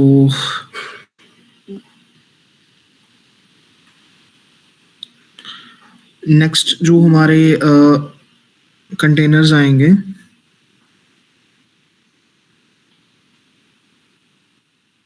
वो हैं अडेप्टर्स। तो अडेप्टर्स हमने बेसिकली देखा था कि वो एक इंटरफेस प्रोवाइड करते हैं with specific rules to the sequence वो करने के लिए, सीक्वेंस जो हमारे डेटा स्ट्रक्चर्स थे उनको यूज करने के लिए। तो अब इनमें क्या है कि जैसे हमारा फर्स्ट हम इजी से स्टार्ट करते हैं, तो स्टैक बेसिकली सबको पता ही होगा कि stack basically last in first out के बेसिस पे वर्क करती है कि जो करेक्टर सबसे आखिरी में जाएगा वो सबसे पहले आउटपुट होगा। तो बेसिकली अगर हम इसे विजुअली देखें तो स्टैक कुछ ऐसा डेटा स्ट्रक्चर होएगा जिसमें हम सिर्फ ऊपर से जो हमारा इनपुट आउटपुट परफॉर्म कर सकते हैं। जैसे इस केस में अगर हम स्टैक को देखें, अगर हम स्टार्ट में कहें कि हमें 2 इनपुट करना है तो स्टैक के अंदर 2 इनपुट हो जाएगा। अगर हम नेक्स्ट देखें 3 इनपुट करना है तो वो 2 के ऊपर आ जाएगा। अगर 5 करें तो वो 5 यहाँ पे आ जाएगा। अब हमने लास्ट में इनपुट किसे करा था? 5 को, बट जब हम पॉप करेंगे तो 5 सबसे पहले बाहर आएगा। तो ये था कि जो लास्ट इन है वो फर्स्ट आउट होगा। तो अगर हम स्टैक को इनिशियलाइज करने की बात करें तो ये इसका सिंटैक्स है। सबसे पहले हम ऑब्जेक्ट क्रिएट करेंगे स्टैक, और उसके बाद उसकी डेटा टाइप सेट करेंगे, और हम स्टार्ट कैरेक्टर्स उसका नेम सेट करेंगे एस, या यहाँ पे हम कोई भी नेम अपने अकॉर्डिंग इनिशियलाइज कर सकते हैं। तो फर्स्ट हमारा डॉट एम्प्टी फंक्शन है, ये हमें रिटर्न करेगा कि स्टैक का है जो साइज है, मतलब स्टैक जो एम्प्टी है या नहीं। अगर साइज 0 होगा तो वो एम्प्टी मानी जाएगी, तो वो एम्प्टी रिटर्न कर देगा। अगर हम यहाँ पे चेक करें,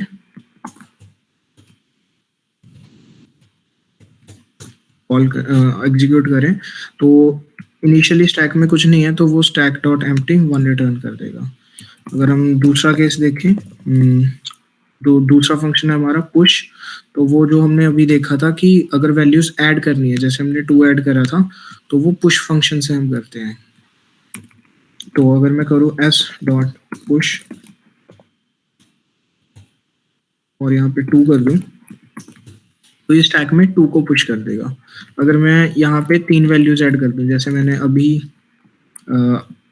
केस में अपने में ऐड करी थी, जो डायग्राम था 2, 3 और 5, तो हमने इस तरह की स्टैक क्रिएट कर ली। अभी हमने वैल्यूज उसमें एंटर कर दी 2, 3 और 5। अगर अब हम इस फंक्शन को यूज करें जो हमारा टॉप फंक्शन है, ये टॉप फंक्शन हमें क्या रिटर्न करता है? ये हमें जो टॉप ऑफ द स्टैक है वो रिटर्न करता है। जैसे कि जो हमारा 5 है वो टॉप ऑफ द स्टैक है, तो जो हमारा टॉप फंक्शन है वो ये रिटर्न कर देगा 5। तो अगर हम इस केस में उसे यूज करेंगे s डॉट टॉप,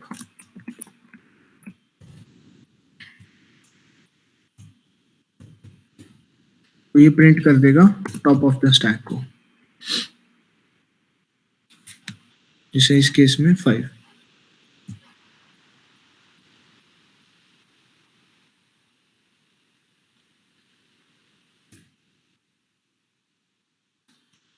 किसी को डाउट इसमें?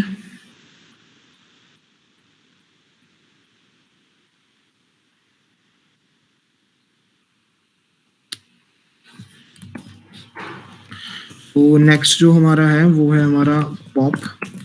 तो पॉप बेसिकली क्या करेगा कि जो हमारा टॉप ऑफ द स्टैक है उसे पॉप कर देगा। जैसे हमने अभी देखा था कि हमारी जो स्टैक थी उसका अब टॉप 5 था, अगर मैं इसे पॉप करूंगा तो क्या होगा, ये 5 को रिमूव कर देगा। अब नेक्स्ट जो हमारा स्टैक टॉप होगा वो 3 हो जाएगा। तो अगर हम पॉप करने के बाद दोबारा चेक करें कि टॉप ऑफ द स्टैक है जो वो क्या है, तो वो प्रिंट करेगा 3, जैसे हमने एग्जांपल डायग्राम में देखा था। और नेक्स्ट जो हमारा है वो है हमारे पास साइज फंक्शन। अब इसे हम चेक कर सकते हैं कि हमारी स्टैक का साइज क्या है। तो अभी जो हमारा एग्जांपल हम देख रहे हैं, तो इसमें जो टॉप ऑफ द स्टैक है उसमें जो साइज है उसमें क्या रिटर्न करेगा। अगर मैं कहूँ कि स्टैक का साइज क्या है, तो करंटली ये बताएगा कि क्या साइज है स्टैक का।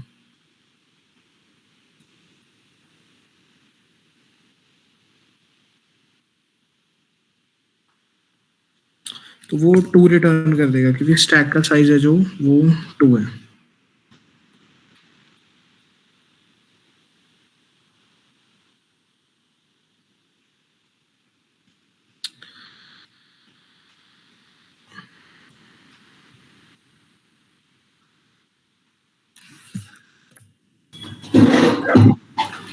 Okay, thank you everyone. As we are having time shortage, so we had to conclude this session now.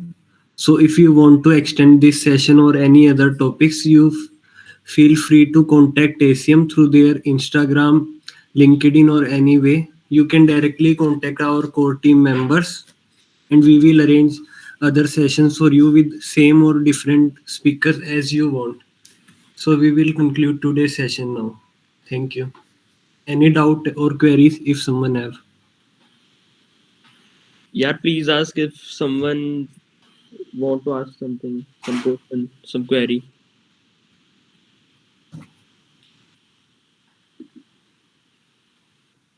और अगर तुम्हें चाहिए कि आगे के टॉपिक्स पे डिस्कस करने हैं so you guys can let us know.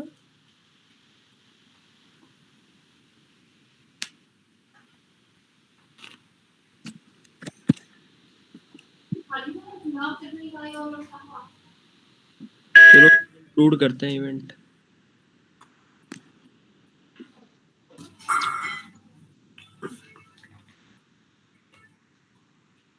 सारे एक बार ये कैमरास ऑन कर लो अपने.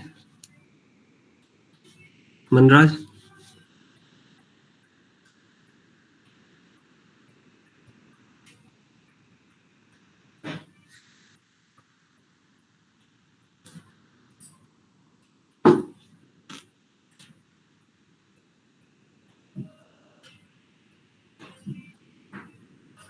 हो गए स्क्रीनशॉट तरुण.